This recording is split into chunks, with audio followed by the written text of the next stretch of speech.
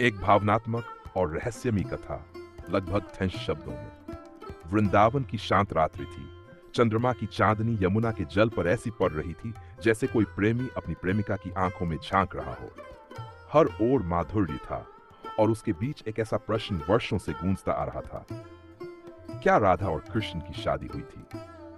भागन, बाल्यकाल का मिलन। राधा और कृष्ण का प्रेम केवल सांसारिक प्रेम नहीं था, वह आत्मा का प्रेम था।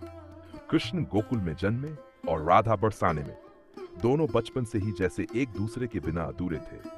जब कृष्ण बांसुरी बजाते, राधा वह पहली गोपी होती जो सम्मोहित हो जाती। उनकी मुलाकातें यमुना किनारे, वन में, रास में, झूलों में, हर जगह प्रेम का ही प्रतीक बन गई। लेकिन इन मुलाकातों में कभी कोई वचन नहीं था, कोई बंधन नहीं था, बस एक अटूट आकर्षण था। एक दिन राधा ने पूछा, कृष्ण, क्या हमारा प्रेम कभी विवाह का रूप लेगा? कृष्ण मुस्कुराए। उनकी आंखों में अनंत ब्रह्मांड की गहराई थी। राधे, हमारा प्रेम विवाह से ऊपर है। यह सांसारिक नहीं, आत्मिक है। तुम मेरी आत्मा हो और आत्मा से आत्मा का मिलन कभी विवाह से कम नहीं होता। राधा चुप हो गई, लेकिन दिल के किसी कोने में एक इच्छा अब भी शेष थी।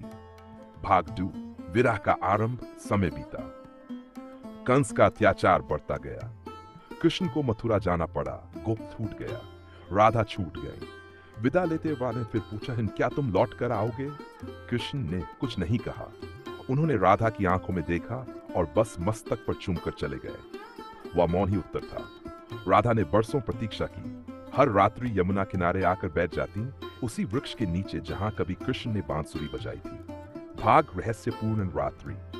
एक रात वृंदावन में चुप्पी थी। सभी गोपियां सो रही थी।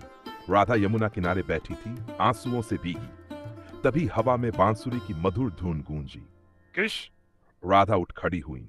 आंखों के सामने वही छवि, वही मुस्कान, वही पीतांबर वस्त्र। तुम सच में लौटे हो? हाँ राधे, मैं तुम्हें वचन देने आया हूं। उस रात वृंदावन के एक पुराने मंदिर में एक अनदेखा विवाह हुआ। कृष्ण ने राधा के माथे पर सिंदूर लगाया। मंत्र गूंजे नहीं, लेकिन आत्माएं झुकीं। फेरे नहीं लिए, लेकिन एक दूसरे की आंखों में अनंत जन्मों का वचन था। वह विवाह कोई नहीं देख सका, न ब्राह्मण न जांबिया, सिर्फ चांदनी, यमुना और वृक्षों की छाया साक्षी बनी। सुबह होते ही कृष्ण फिर अदृश्य हो गए। राधा मुस्कुराई। अब उन्हें प्रतीक्षा नहीं थी। उन्होंने कृष्ण को अपने अंतर्मन में पा लिया था। भाग शोर। सत्य क्या है? कुछ लोग कहते हैं राधा और कृष्ण की शादी कभी नहीं हुई। कुछ कहते हैं वह विवाह रहस्य में हुआ, आत्मा का विवाह। शास्त्रों में स्पष्ट वर्णन नहीं है, लेकिन भक्तों के हृदय में यह विवाह सदैव जीवित है। किसी दिन एक संत वृंदावन आए। उन्होंने राधा की प्रतिमा को देखकर कहा, राधा रानी को क्यों देवी माना गया जब उनका विवाह कृष्ण से नहीं हुआ? एक वृद्ध ब्रह्मचारी ने मुस्कुराकर उत्तर दिया, बेटा, विवाह 2 शरीरों का बंधन है, लेकिन राधा और कृष्ण का बंधन शरीर से नहीं, आत्मा से है। विवाह की रीतियां तो लोकाचार हैं, पर प्रेम यदि निष्कलंक हो तो वह स्वयं में ही ब्रह्म है, और ब्रह्म को बंधन की आवश्यकता नहीं। भाग में आज भी जीवित है वह प्रेम। आज भी वृंदावन में राधा कृष्ण के गीत गाए जाते हैं। लोग पूछते हैं, क्या वे विवाहित थे? लेकिन जो जानता है प्रेम का अर्थ, उसे उत्तर की आवश्यकता नहीं, क्योंकि राधा और कृष्ण का प्रेम न तो वियोग में टूटा, न मिलन में संपूर्ण हुआ। वह अनंत है।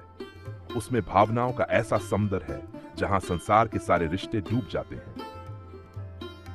रात्रि की अंतिम पहर में वृंदावन में एक वृद्धा रोज आती है।